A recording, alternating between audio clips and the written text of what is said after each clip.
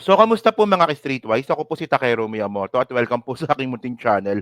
So, mga kababayan, jackpot na po talaga dito si Sarah. So, sa hindi lang po nakakaalam, ngayon po yung huling hearing ng Blue Ribbon Committee regarding po dyan sa confidential fund ni Sarah at marami po silang nakita dito. So, ang isa pong pinakamalaking pasabog dito, yung 677 na pangalan na nakatanggap ng confidential fund, 405 doon ay hindi po registered ng PSA. Walang birth certificate, walang marriage contract, walang death certificate. So, walang record. So, ibig sabihin ng singaw. Tapos, ang daming issue dito. Ah, meron pa silang pagbigay po ng pera ng confidential fund, 'di ba? Sa loob ng isang araw. Sa iba't ibang lugar ng Pilipinas, 12 lugar sa Pilipinas. So paano mangyayari 'yon? Pero dito muna tayo sa dito muna tayo sa mga hindi registered na pangalan na nakatanggap ng pera. So ang point dito mga kababayan, saan napunta yung pera? O di ba no, tama di ba? O. Saan napunta yung pera kung hindi pala ito nag-i-exist? Walang ganong klaseng tao, di ba? Ito So hindi lang po nakakaalam ito. So nung December 6, 2024, inutusan po ng mga congressman po natin na halongkatin po yung 677 na beneficiaries ng confidential fund ni Sarah. So ibig sabihin nito, yung 677 po na to, ito po yung mga nakatanggap ng pera para po sa intelligence, sa safe houses, para sa information. So ganyan po kadaming tao po ang nakatanggap po ng confidential fund. So akala mo merong sariling security agency si Sarah, no? So ngayon ito. Okay. So kanina, ito bagong balita lang to, December 9. Over 400 recipient of OVP DepEd Confidential Fund have no birth records. So actually mga kababayan, no, pag natuloy po kasi yung impeachment trial sa Senate, pag ito po binrought out ng prosecutor, kahit ako mahirapan akong sagutin ito eh. 'Di ba sabi ni Marcoleta, 'di ba? Na ako gusto ko maging abogado ni Sara sa impeachment trial. O paano mo sasagutin 'to?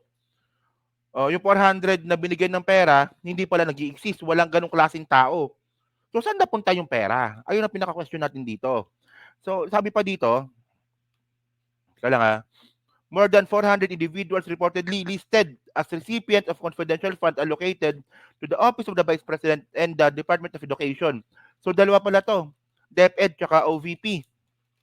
'Di ba? Under Vice President Sara Duterte have no birth records from data from the Philippine Statistics Authority revealed. So itong PSA, ito yung NSO dati. 'Di ba? Tama 'di ba? Kailan ba napalitan 'yon?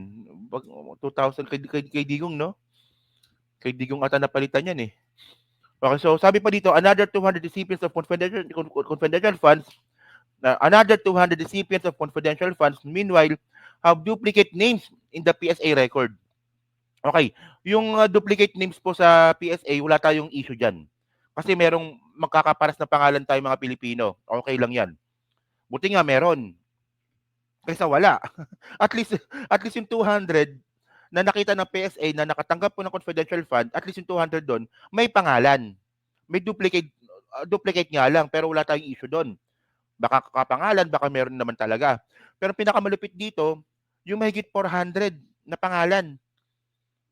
So ang tanong dito, saan napunta yung pera? Sino yung binigyan ng pera kung wala palang ganong klaseng tao na ang nag-i-exist o nabubuhay dito sa mundo? Di ba? Ayun ang malaking tanong dito. So sabi pa dito, kahapon lumabas na rin yung findings ng PSA pagdating sa 600, okay, may video pala dito. Videohan na lang natin. So ito po yung sinabi ni Congressman Joel Chua. Sige. Regarding po dyan sa 400.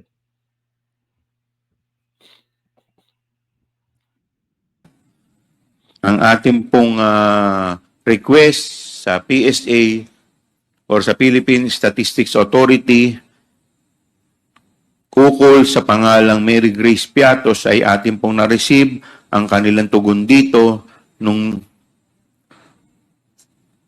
dated November 25, 2024 at dito sinasabi nila na base sa kanilang record ay walang ipinanganak na Mary Grace Piatos ang pangalan. Alinsunod dito, So actually ano lang Mary Grace Piatos tsaka Kokoy Villamin. Ayun ang walang pangalan sa PSA. Sige. tayo po ay sumulat upang isumite ang 677 pang pangalan na nakalagay sa acknowledgement receipt ng DepEd kung saan tayo po ay binigyan ng tugon ng Philippine Statistics Office dated December 8, 2024 at dito kanila pong sinasabi na out of 677 individuals, 405 ay walang birth certificate o walang record sa birth certificate o pwede nating sabihin na non-existent. Oh. 405 to be exact. 405 na non-existent, walang ganong klaseng tao ang binigyan ng pera ni Sara Duterte sa confidential fund. So, ayun ang tanong natin dito. Saan napunta yung pera? Oh, saan napunta yung pera? Wala nga ang kapangalan eh. Sa bulsa ni Sara. So, continue natin.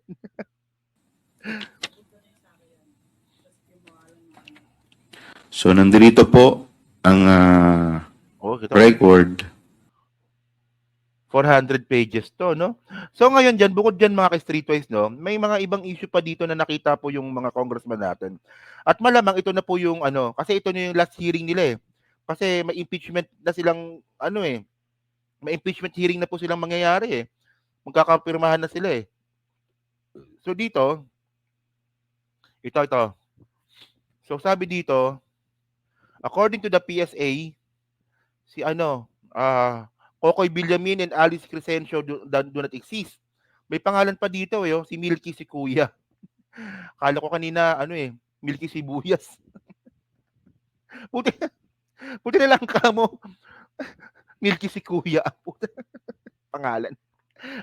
Akala ko kanina Milky Sibuyas no? Tanga-tanga mo naman ni Sara pag ganun pa nilagay niya.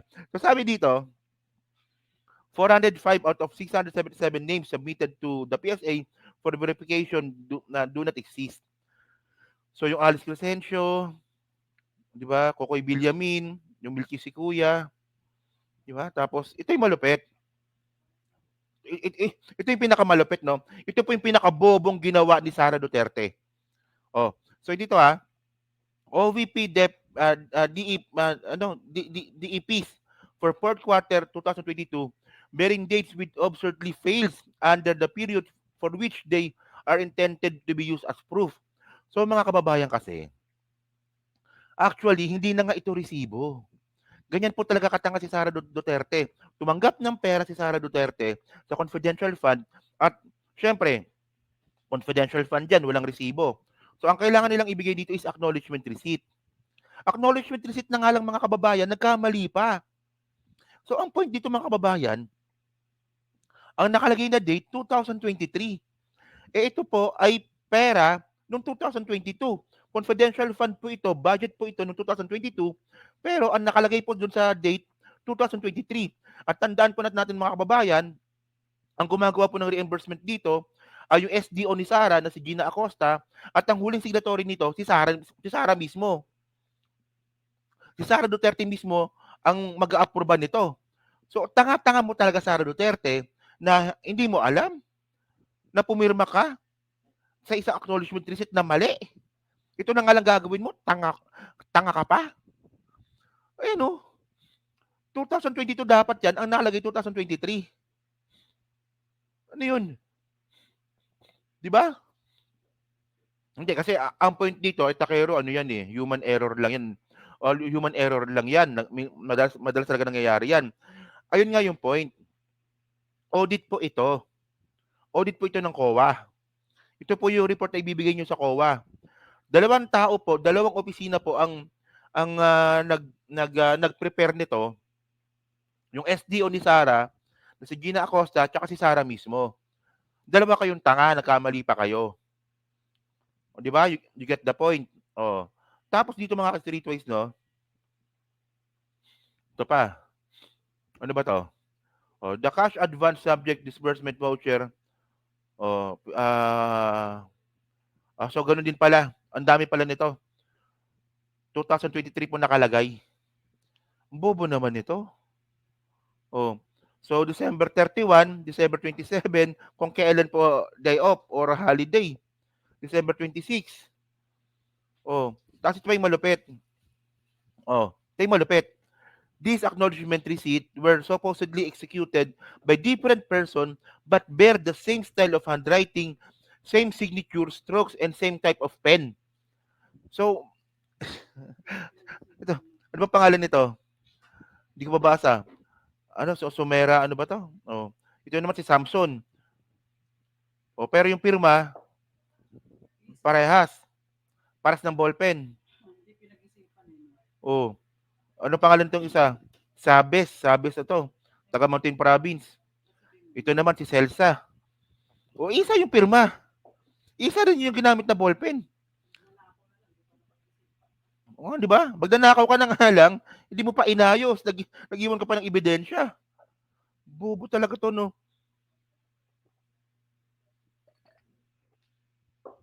So, ang point dito mga kababayan, wala na to, jackpot na si Sara dito. Game over na to. Game over na to.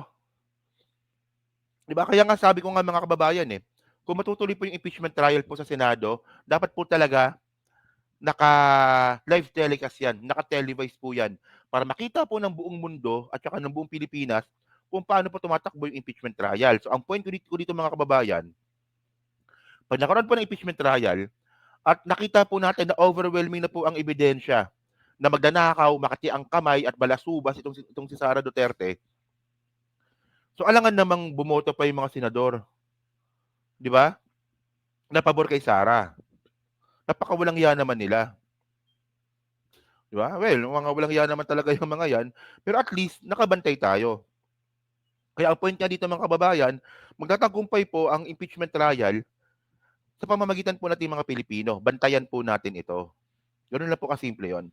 So yun mga ka-streetwise, so yan po sa team replay, no nga po masabi nyo nga po dito, sa katangahan ni Sara, no? Kayo ba naniniwala ba kayo na ito? Ano to Kumbaga, game over na to kay Sara Di ba? Ewan ko na lang kung DDS kayo, kung tanga pa rin kayo. Kasi kung DDS po kayo, itong ganitong klaseng mga ebidensya, na kayo mismo hindi nyo kayang ipaliwanag at naniniwala pa rin kayo kay Sara Duterte na isang malinis na politician, tanga-tanga po kayo. Ang problema po kayo. Di ba? So, dyan po sa team replay, no, ano nga po masasabi nyo nga po dito. And then, syempre, pa-like, pa-subscribe, at hindi naman kalabisan, pa-share na rin po ng video po na to.